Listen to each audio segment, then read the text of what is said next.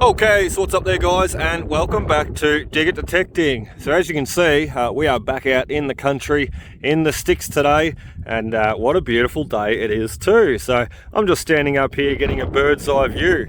I am not that tall, trust me, I'm 6'2". I'm not 10'2" though, but I'm just standing here getting a beautiful view, and I thought it would be a great way to shoot their first intro. Now, this is, as you can see, an old house site. We are back out in the country, in the sticks again today, which is really great. The restrictions have eased, so regional Victoria are allowed to get back to doing what they're doing, and that includes me getting back to these sites. As I've been saying in my past videos, I've been hanging to get back to these old places, and here we are today. So look, basically, yeah, this is a site that I've been at once before. Not this very site, I will say. There's a site up the road. So a landholder that I've touched base with in the past before, and this is his property. And basically, he just pointed out this house to me. He said, mate, there's another house up the road there. You're more than welcome to go check it out too. And to be honest, I never even knew this existed. I must have drove past this about 10 times already now, and had not even known that it was here. So anyway, just going to have a bit of a scout around. Looks like an old oven plate door. What a ripper, what a ripper. Just going to have a bit of a scout around here though. We've only got a half day. I'm basically just going to get the detector out, have a bit of a play, see what we can't find. Who knows, maybe a few obvious coins, obvious signals. So just sort of having a bit of a look around. Instead, this is the first time I've been to this site itself. So, and from what the landowner told me, he said you had house here, which is pretty obvious. We've got all these rocks that have been stacked in a nice square. So the house would have been here. I'm standing on some concrete blocks, so I do believe this might have been sort of back toilet, what have you, paving, maybe to the clothesline, who knows. So back of the house, there's a bottle. Nice little bottle. So back of the house here, front of the house over there, and over here there once was a wool shed. What else did he say? Oh, and a dairy and some stockyards over there. So what we might do before we get the detector out, what I always like to do at these sites, is have a bit of a wander around, see what I can find, see what I can basically see with my eyes, and also gives a great understanding before you get those detectors out. It gives a great understanding of the site and where you should start detecting. So that's what we're going to do. We're going to walk over here and check out this dairy, check out this old wool shed that's fallen down before we make a start. So righto, so we found the old dairy. This is where the cows would have been milked once upon a time. Just trying to make sense of it all. I think the more you check out these sites, like I've said in previous videos, the more you check them out, the more you try and make sense of them. What was going on, what was where, why it was there. I think that's really important, you know, and it sort of really adds a character, adds a feel to these sites. I'm just looking, we've got a pipe. Let's follow the pipe. It's running to something. A tap. What a beautiful, beautiful day. Let me pan you around and give you a quick look at what I'm looking at. Beautiful, big, open country. The car's somewhere over there. We've nearly lost it. We've walked that far away already. And look at the old dairy yards that they've built. Really neat. I tell you what, they said in a video there a while ago, they shifted some bloody rocks out here, that's for sure. They must have woke up every day and just shifted rocks. And look, have to be careful out here too. Wow, look at the brickwork. That's so cool. These old bricks, they've all got names on them, which I always check.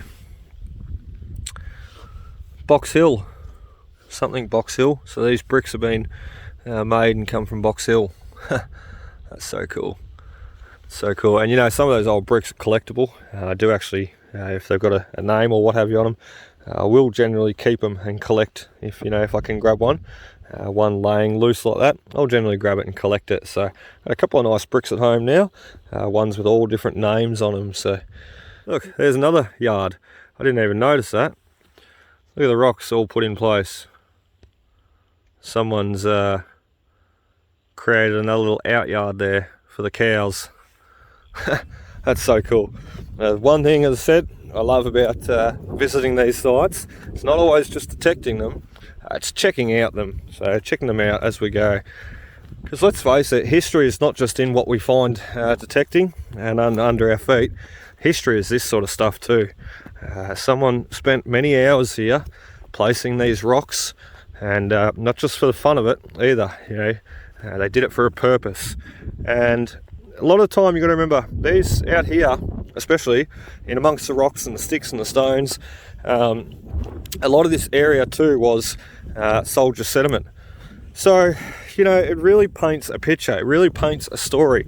You can imagine a man coming home from war, starting a family, or he had a family already and he come home, returned to his family, and then he basically applied for a soldier settlement block out here. He may have been granted the soldier settlement block and may have been approved. So then he's come out here with his family. And as you can imagine, the land would have probably needed clearing first. There would have been a lot of wood, trees in the way. There wouldn't have been roads like what we have today. So a lot of the roads would have had to be built. The land would have had to be cleared. And on top of that, the fences would have had to be made. And as you can imagine, fencing was not cheap. Fencing was quite expensive. And a lot of the early type fencing was all post and rail, which was even more expensive. And as you can see around here, there's not a great deal of trees to go building houses and also fencing your property post and rail. So with that, they used the rocks. Basically, use what they had at hand. And as you can see, there's an abundance of rocks out here. So they use the rocks, and that's all very well and good. But could you just imagine how hard they worked just to set these yards up? You know, try running a fence with a few posts and wire, as opposed to lugging rocks around, fitting them together like Tetris, and trying to create a wall that will stand up against your livestock. So really incredible stuff, really amazing. The ingenuity, the passion, and then everything they had to come out here and start this and make a go of it. It's just incredible. And look, not a lot of them failed. You know, not a lot of them ever did any good out of this. A lot of them walked off the land. A lot of them had it confiscated back off them, off the government, the Victorian government, because they could not pay. They just couldn't keep up with the payments of the farm. You got to remember, these soldiers that returned from war, they applied for these properties.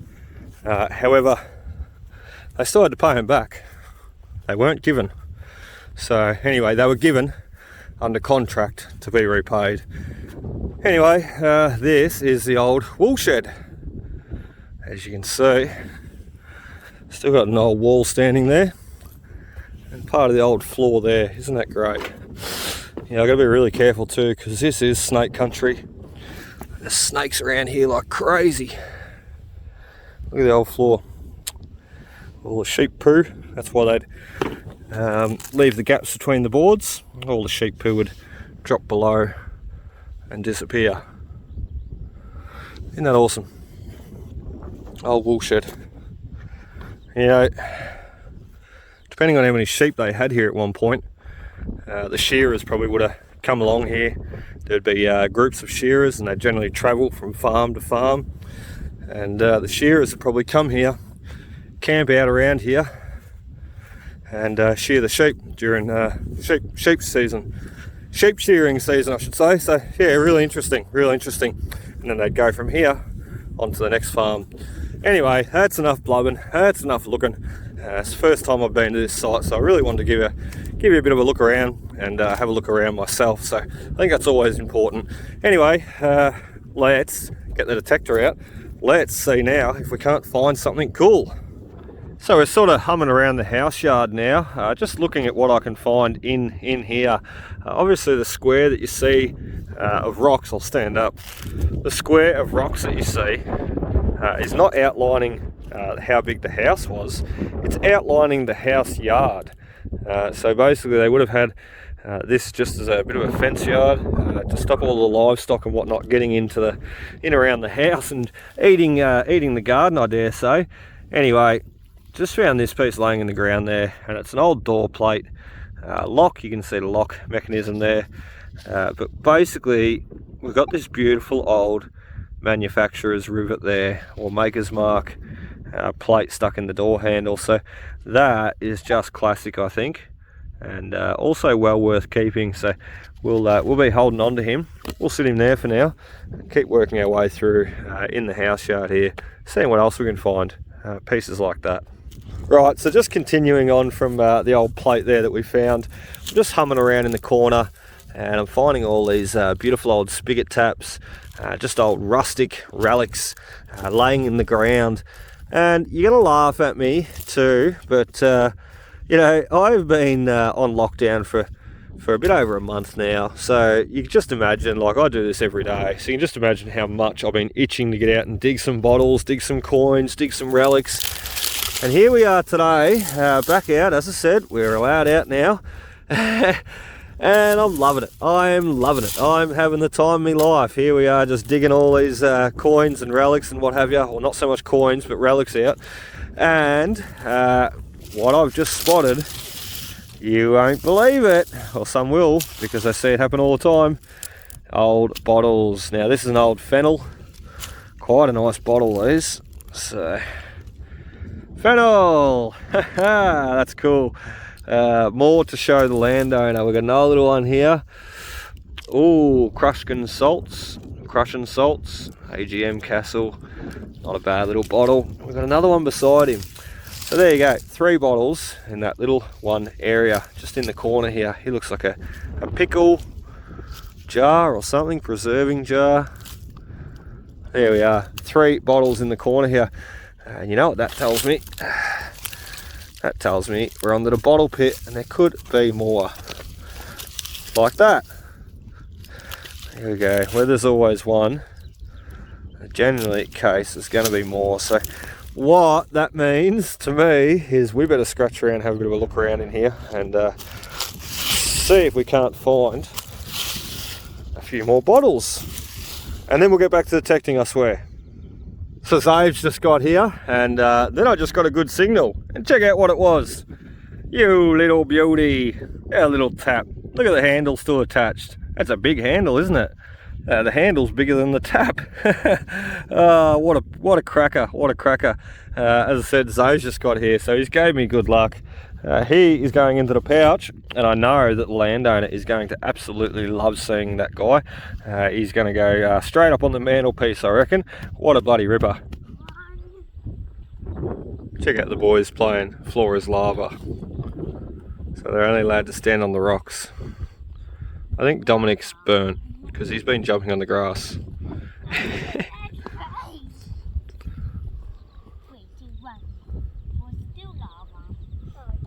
Right, anyway, we've got our next good target down here. I just wanted to show you that. It's just really cute watching them play. Yeah, we've got our next good target down here.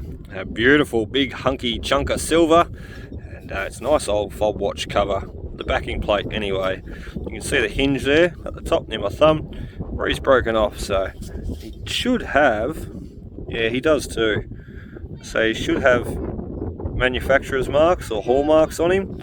It's actually upside down. Let's turn him around. He should have a little lion on top. That's generally Birmingham. A few other makers' marks there too.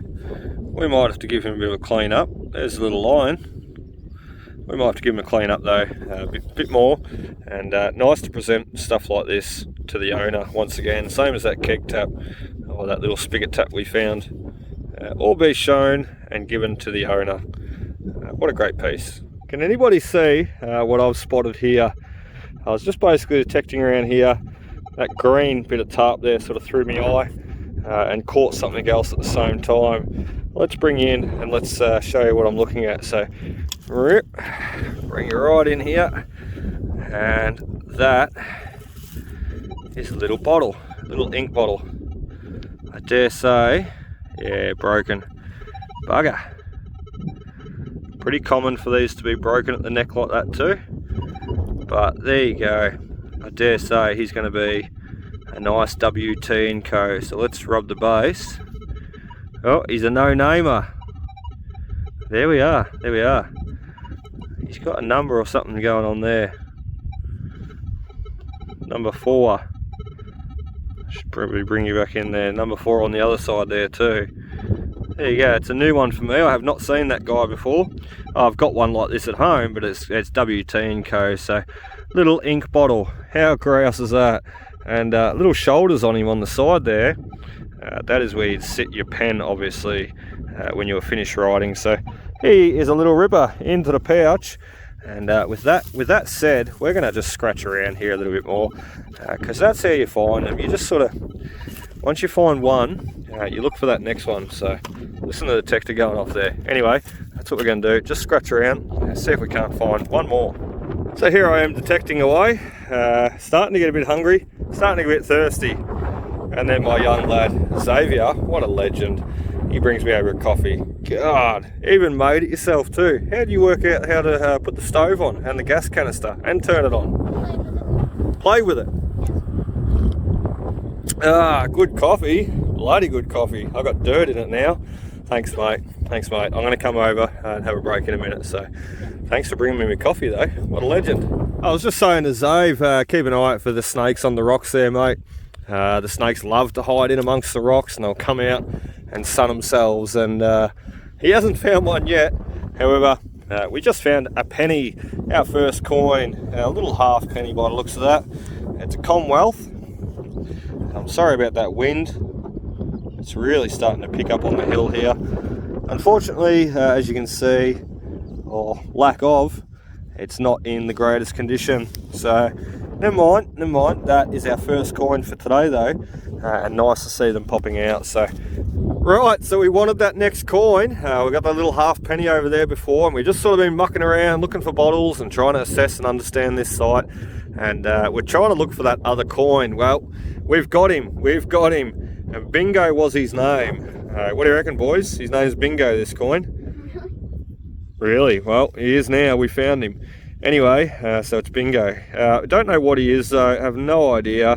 He's quite a thick looking penny there to me.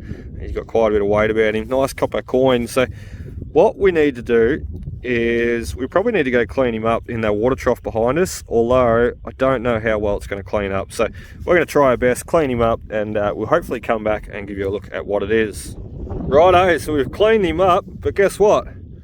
We're none the wiser. I have no idea what this coin is. He's ringing in 27, 28, 29 on the Equinox. Or so Zave tells me. I've just sort of been waving him in front of the coil there, and Zave watching the screen for me, repeating the numbers. So a token, merchant's token, would be a little bit thicker than this, a little bit larger in diameter. So I do believe, and it would ring in at a 31. So I do believe this is just an old penny. However, as you can see, there is nothing on it. Anyway, a little bit more research required on that one. We'll try and work out what he is, and also present him to the owner. So onwards to the car. Okay. Oh my God, wow. Isn't it funny? The best things always come towards the end of my videos. It's just patience, persistence, and that bit of perseverance. I continue on, you know, if I'm not having a good day, I continue on, and then bang, we get something good. And it always seems to happen at the end. So anyway, basically this piece here that I'm about to show you, it sort of relates to what I was speaking about at the start of my video, and that is the World War II, World War I, World War II soldier settlement scheme, where the soldiers basically applied for land through the Victorian government, and they come out here and settled the land and worked it. Now this is one of those pieces that tells that story exactly. You know, it fits in with what we were saying, and it paints that picture exactly. So this is a Royal Australian Air Force military hat badge. So you can see RAAF in the middle, RAAF, and as I said, Royal Australian Air Force. And what an absolute beautiful piece. Crown at the top, the wreath around the side, and once again, this paints that picture that I was saying about before, with the return soldiers coming here and settling this land. There's no reason why it should be here otherwise. So, and look, I do believe, finding this out sort of the back area here where I found a lot of the rubbish too, I do believe this may be, or may have been, discarded at one stage. And I know that sounds a bit crazy. It's got a little bit of a bend in it. However, you could straighten that out. I know that sounds crazy. You know, why would you throw something like this out, you know?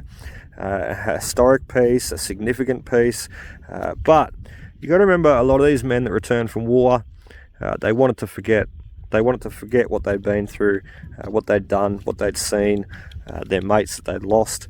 And having something like this and wearing something like this day in, day out, you know, a lot of the soldiers coming home from war, they still wore their uniform quite constantly. So, you know, having something like this still in your possession and fighting throughout the war, could you just imagine how much it would remind you of what you did, where you went, what you've seen?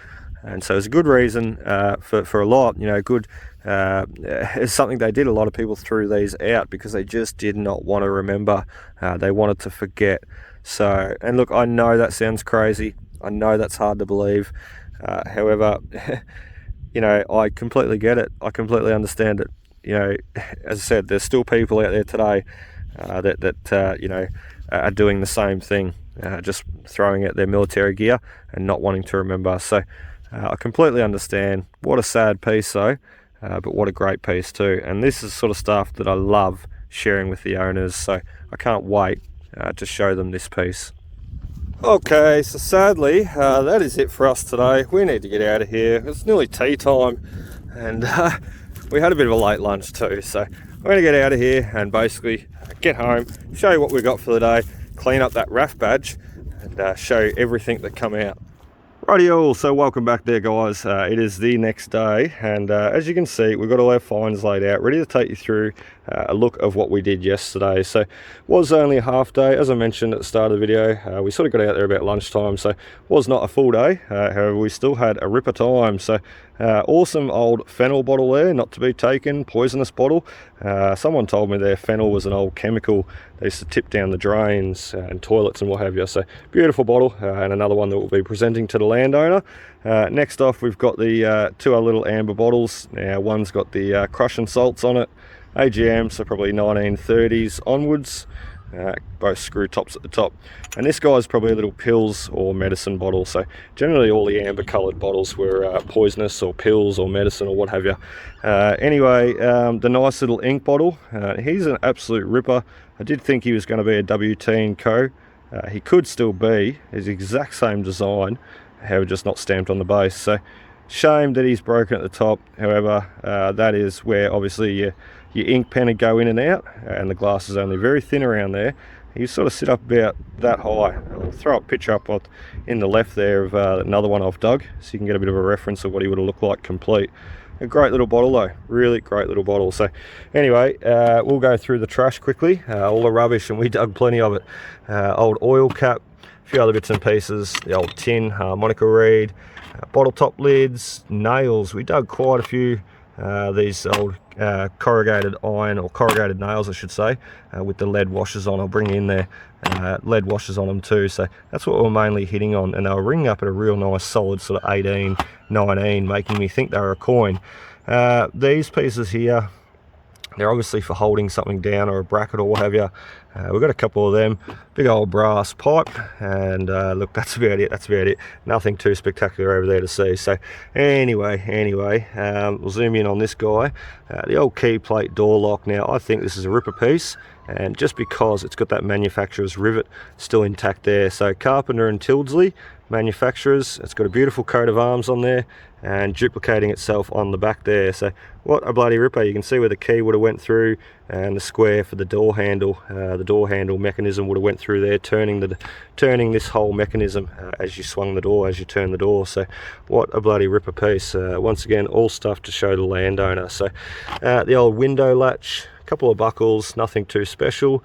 May have come off probably the horse or what have you.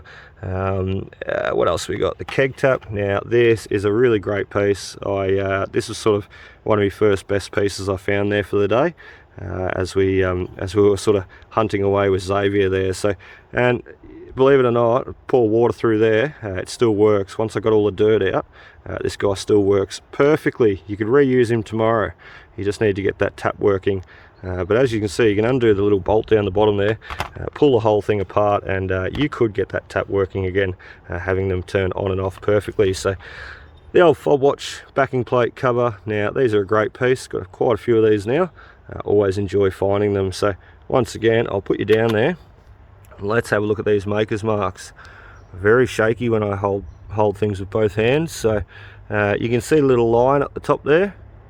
and down below to the left is like a little anchor. And that's about all I can make out.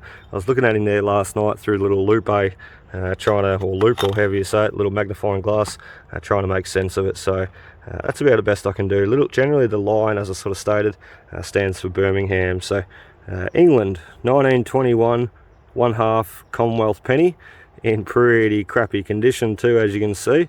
It's amazing because they all just come out of the ground differently, these little coins, or these coins I should say. Now this penny, this come a bit later after the halfpenny, and this penny I still don't know what it is. I do believe it's a penny. I don't think it is a token. Basically it did not ring up high enough on the Equinox. Tokens generally ring up at a solid 31, and this guy come down a little bit lower, 25, 27, sort of jumping around. Now, I've done a little bit of research, and from what I can find out, from 1860 backwards, the coins were 34 millimeter in diameter. Now, this guy's 33 millimeter in diameter, and he's fairly worn, as you can well tell. So, he could be an early type penny, as I stated, 1860 backwards, because 1860 onwards, they were all 30.8 millimeter. So just say 31 for argument's sake. So there's no way 31, I mean this guy's 33 millimeter, so there's no way he's a later penny. He's just not the right diameter. He's too big, so he's got to be an earlier type. So anyway, little button, we'll move on from that one. Little button, and this is actually not found by me. This is found by the landowner. He was sort of poking around there at the top there with me, watching me detect, and he found that and he goes, "Oh, check this out, mate." I was like, "Oh, that's awesome, well done." I think he enjoys it just as much as I do. So anyway, our last piece and our most favourite special piece for the day. These are amazing. I've found two before in the past. However, what a cracker. I did not expect to pull this out yesterday. So as I said, I was nearly going to give up for the day, and I kept persevering. God, I'm glad I did. I really am glad I did. You know, this sort of stuff coming out, it just makes it all worthwhile, all worth the effort and the adventure. So anyway, RAAF in the middle. We've cleaned him up a little bit now. You can see it a bit better. And it stands for Royal Australian Air Force. So this was military issued, basically, issued to a pilot or a technician or an engineer or someone fighting and serving during World War II. In the Air Force. So really ripper piece. And this sort of piece, you know, these sort of pieces, anything war related, it really does sort of take me back and catch me a little bit, because I love my war history. You know, I just love my war history. So finding anything military related, you know, it just takes me back to everything I've learned, everything I've read, everything I know about World War I, World War II, the Boer War, everything. You know, I love my war history. So those sorts of pieces, they're a little bit emotional to find, and they're also very sad to find, but also very interesting to find. And it also always paints a story and tells that, paints that picture and tells that story, as I sort of spoke of yesterday. You know, the soldier going out there with his family, or a bachelor, single man, and trying to live and work that land. And as I said, not every one of them made a good go of it. Not everyone basically continued on with it. So anyway, amazing piece. So anyway guys, that is about it for today. I really hope you enjoyed yesterday and today's video, and be sure to hit that like and subscribe button below, because I'd love to see you out there on that next adventure.